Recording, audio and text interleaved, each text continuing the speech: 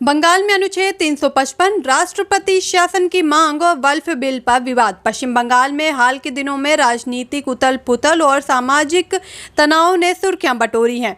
ये विवाद केंद्र सरकार द्वारा 8 अप्रैल 2025 को लागू किए गए वल्फ विधेयक 2025 और राज्य में कानून व्यवस्था की स्थिति को लेकर उपजा है।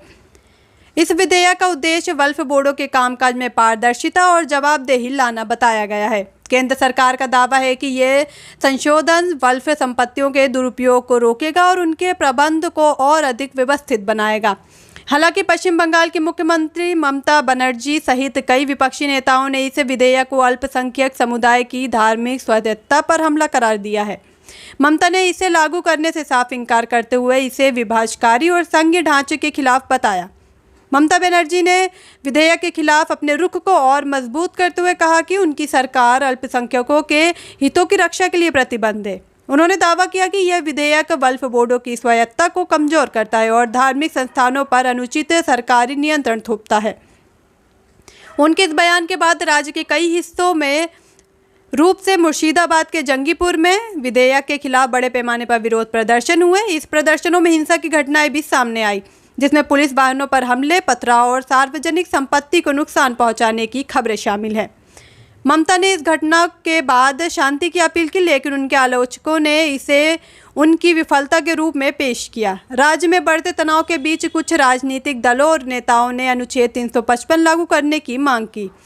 भारतीय संविधान का अनुच्छेद 355 केंद्र सरकार को यह अधिकार देता है कि वह किसी राज्य में आंतरिक अशांति या संवैधानिक संकट की स्थिति में हस्तक्षेप करे।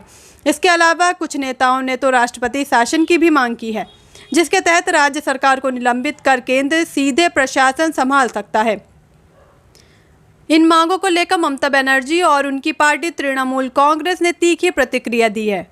टीएमसी का कहना है कि ये केंद्र सरकार की साजिश है, जिसका मकसद विपक्षी शासित राज्यों को अस्थिर करना है।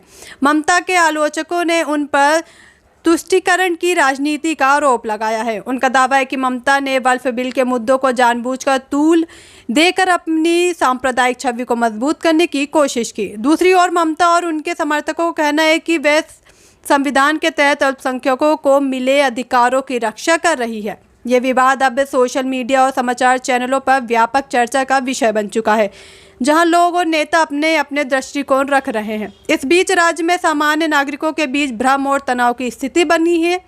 ये मुद्दा न केवल पश्चिम बंगाल की राजनीति को प्रभावित कर रहा है, बल्कि राष्ट्रीय स्तर पर भी केंद्र और विपक्ष के बीच तनातनी को बढ़ा रहा है।